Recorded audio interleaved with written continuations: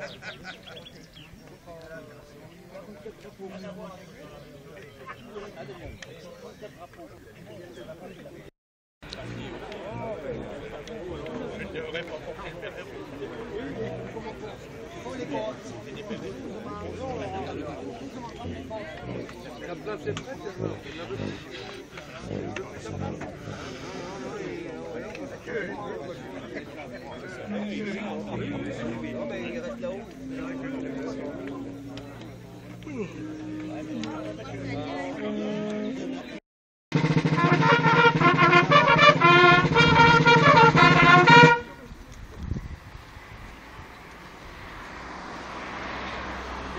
de l'amicale des troupes de marine.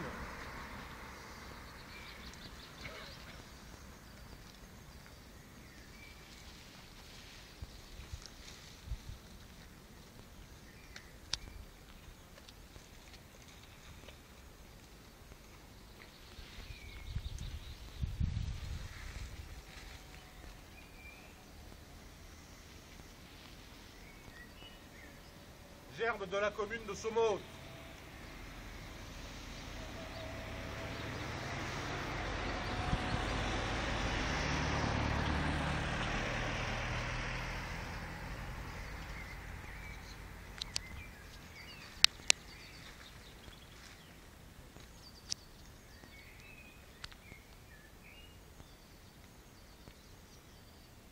Gerbe du sénateur Laménie.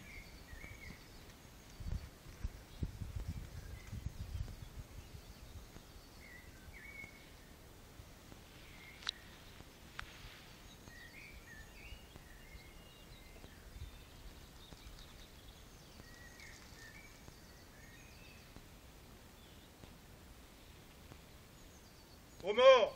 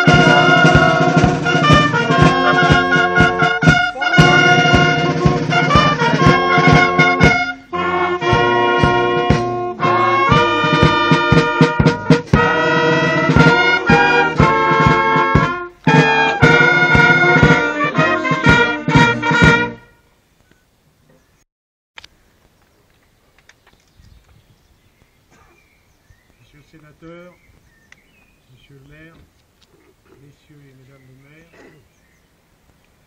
messieurs et mesdames les élus, chers amis. Une fois de plus, nous sommes réunis à Sommaut pour commémorer les exploits de la 6e Ligue.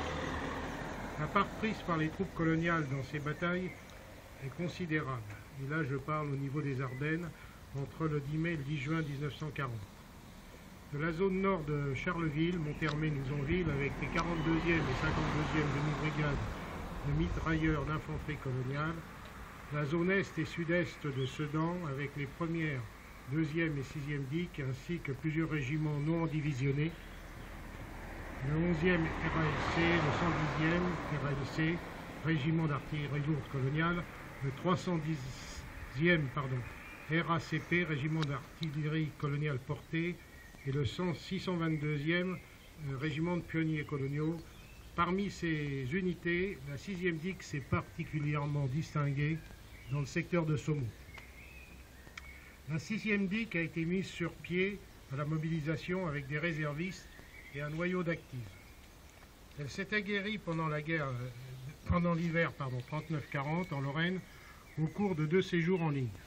À la mi-avril, elle a été réorganisée sur le type mixte, 2 de ses régiments d'infanterie, 5e et 6e RIC, recevant chacun 3 bataillons de tirailleurs sénégalais avec leurs cadres d'actifs, devenant les 5e et 6e régiments d'infanterie coloniale mixte sénégalais. Plusieurs jours, les combats font rage sous bois où les Sénégalais se montrent redoutables à l'arme blanche. Le 21, par exemple, la 10e compagnie du 6e RICMS, pressée par un ennemi supérieur en nombre et agressif, bondit sur lui tout proche, le coupe-coupe à la main et sème la panique dans ses rangs.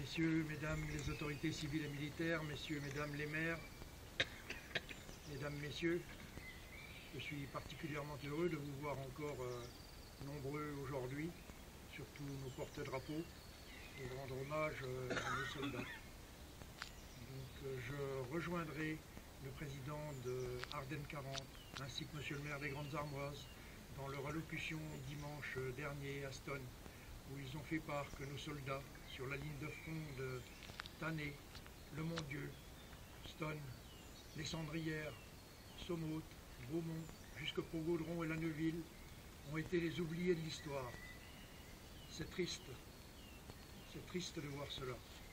Quand se seront-ils reconnus? Je pense que ça viendra un jour, je l'espère. Donc après le mot du sénateur, nous nous rendrons dans le village pour commémorer la plaque de la déportation. Beaucoup, monsieur le maire et vos collègues du conseil municipal qui nous accueillaient sur le territoire de la commune de Saumur, monsieur le président, chers collègues élus, mesdames, messieurs, dans la diversité de vos fonctions et surtout, madame la représentante de la gendarmerie nationale, chers amis, simplement ces quelques mots, surtout pour un message de remerciement à l'attention de tous les porte-drapeaux qui sont toujours très nombreux. On le voit chaque cérémonie, chaque samedi, chaque dimanche, toutes les nombreuses cérémonies. Donc merci sincèrement à l'ensemble de nos porte-drapeaux, les représentants des associations patriotiques et de mémoire, et vous toutes, tous les bénévoles qui êtes très attachés au devoir de mémoire. Et je crois que c'est aussi important de ne pas oublier. Et monsieur le président, vous avez relaté ces combats, les combats de mai-juin 1940. Je partage ce que a dit aussi monsieur le maire et monsieur le président dimanche dernier à Stonne pour malheureusement les oubliés de l'histoire. Je crois que bon, aussi, je crois que vraiment c'est important de témoigner et puis aussi de reconnaître surtout. Puis aussi j'aurais un message naturellement particulier aussi pour tous nos militaires qui sont aux quatre coins du monde. Et puis on l'a encore vu malheureusement à Manchester très récemment, toutes les victimes innocentes, victimes du terrorisme. Et là aussi, et sur lieu de mémoire, et dans les Ardennes, comme aussi dans beaucoup d'autres départements, nous avons aussi beaucoup de sites, de lieux de mémoire, et ne pas oublier. Et je crois que par respect aussi des divisions, des régiments qui ont combattu, que vous l'avez rappelé, Monsieur le Président, Monsieur le maire.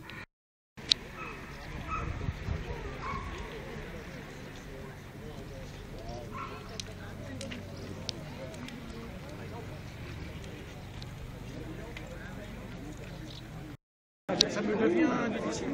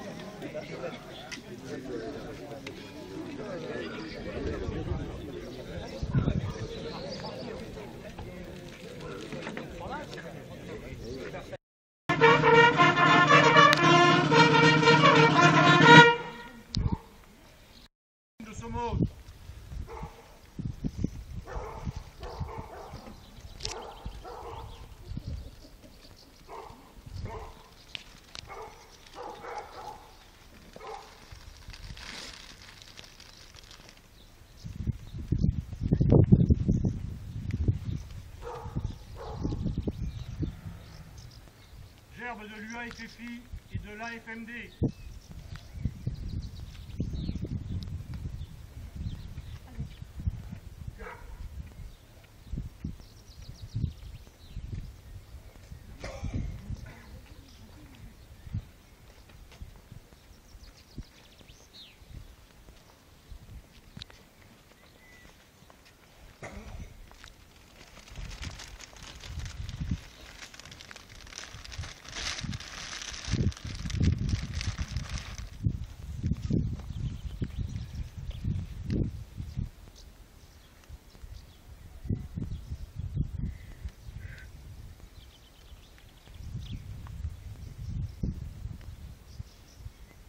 Mort.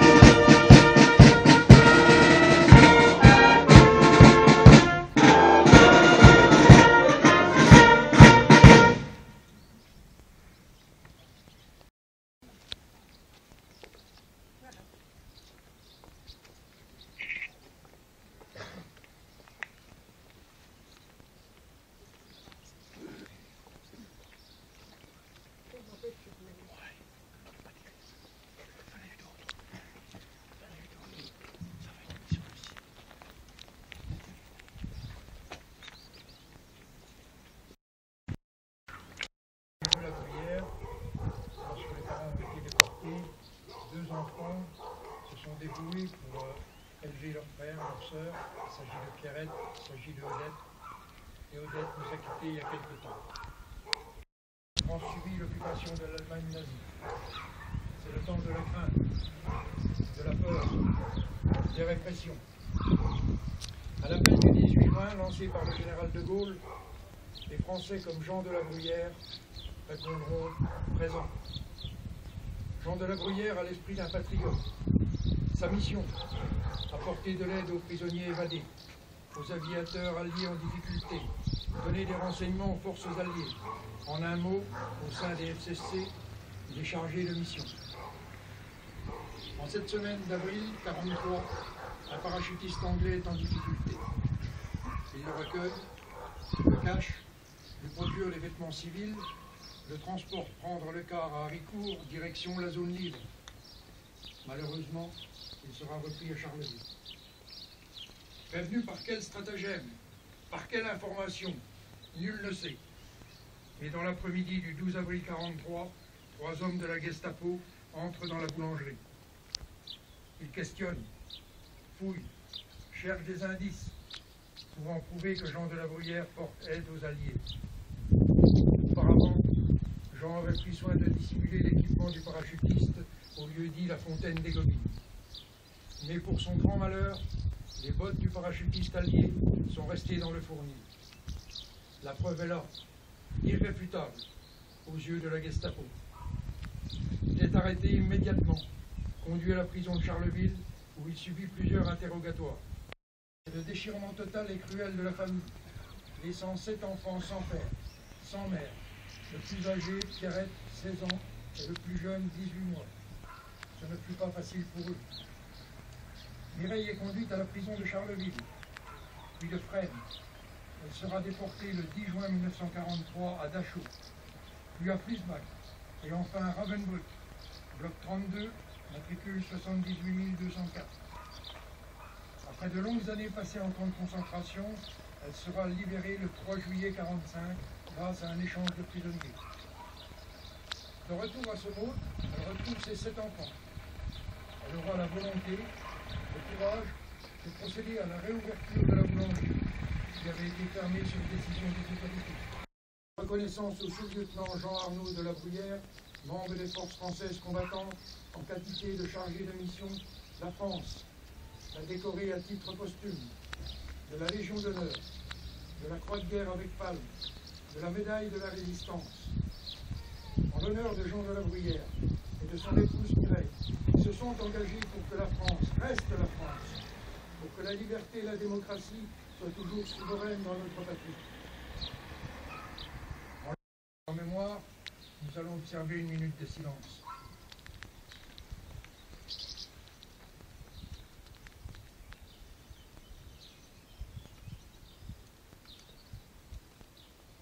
Merci. Le chant des partisans.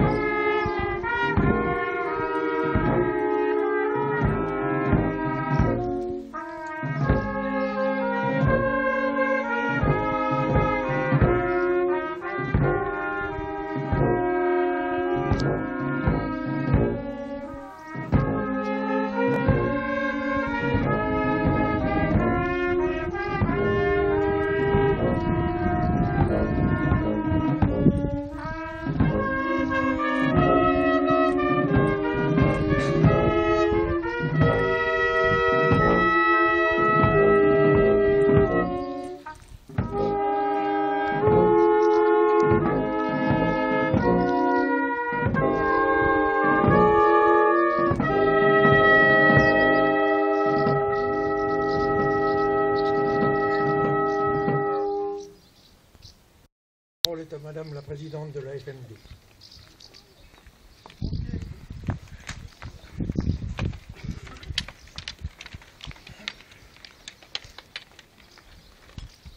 Monsieur le maire, monsieur le sénateur, mesdames et messieurs, il y a 72 ans exactement, de janvier à mai 45, les derniers camps nazis de concentration et d'extermination étaient libérés. Pour les survivants, ce ne fut pas une joie ni un vrai retour à la vie.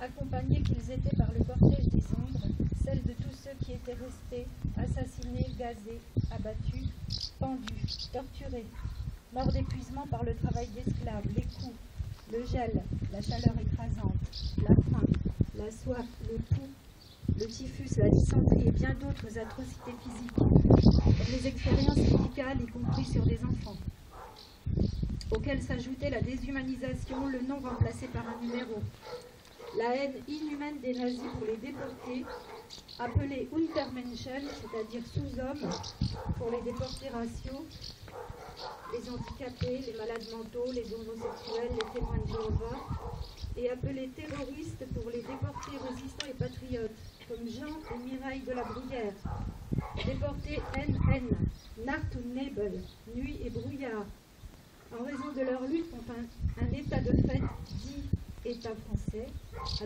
On a dit à jamais tout le nom du crime contre l'humanité, tuer les autres et tuer soi-même. Aujourd'hui, nous sommes à une guerre mondiale qui doit s'affronter deux conceptions totalement opposées, le terrorisme islamiste et l'héritage direct du nazisme. Mais la réaction des partis extrêmes est de même nature. Ils prônent la violence politique et sociale, la ségrégation, le repli derrière nos frontières, alors que seule l'Europe peut nous préserver d'une mainmise tragique venue comme autrefois de l'Est ou de l'Ouest, et aussi maintenant du Sud de la planète. Pas de mémoire, c'est oublier que chaque fois que les extrêmes ont pris le pouvoir, partout et toujours, ça s'est fini en catastrophe, sans aucune exception. C'est oublier que ce sont leurs prédécesseurs, dans des partis semblables, qui sont tombés dans l'ignominie de la collaboration nazie, qui ont demandé la déportation des enfants juifs. Ce chemin nous demande aussi de savoir sacrifier notre ego pour penser à la France, être capable de nouer des alliances avec tous ceux qui tirent le pays dans le bon sens, comme l'ont fait nos parents dans la résistance, par-delà les clivages politiciens, soi-disant traditionnels. Ici, dans ce petit village français, souvenons-nous de Jean et Mireille de la Bruyère. Souvenons-nous de leurs deux filles aînées, Pierrette et Pascal. Pierrette, pardon, 16 ans, et Odette, paix à son âme, 14 ans, restée seule avec les 5 petits de 18 mois à 7 ans, pour faire tourner la boulangerie familiale avec l'aide de l'ouvrier. Et en plus, travailler à la vôle pour pouvoir payer les farines.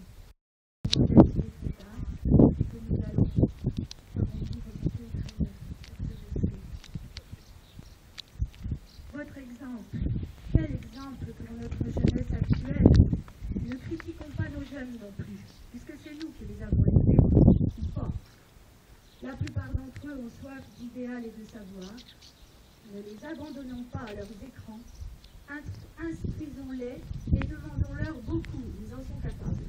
Pensons à nos morts et travaillons à réunir tous les vivants porteurs des mêmes valeurs autour de la devise de la France: liberté, égalité, fraternité. Vive la France.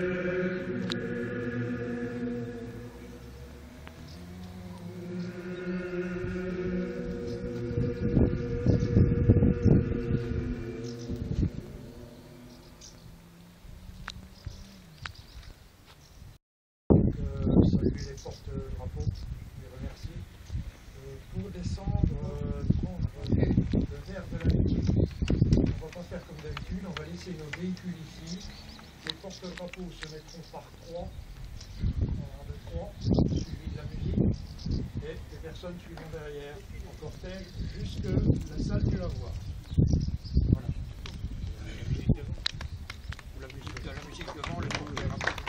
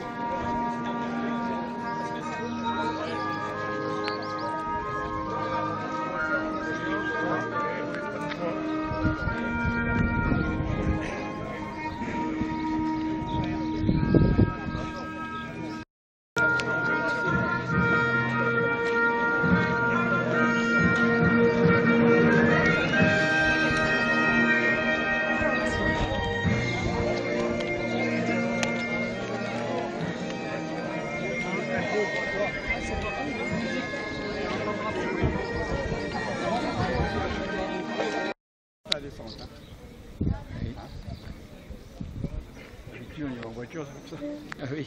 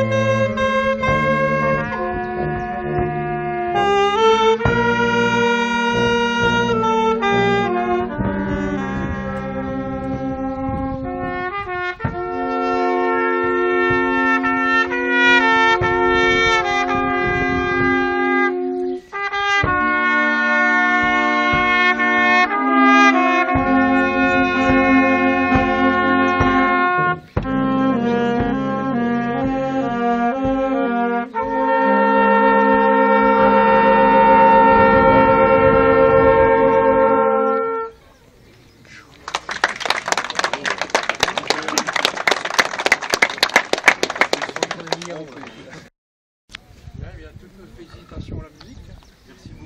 Merci beaucoup. Un compliment collectif.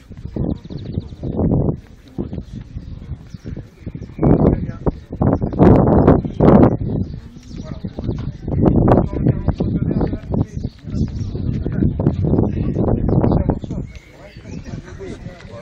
Voilà. On va pas qu'on se connaît. Bravo. On va les rangs. Voilà, si vous voulez entrer.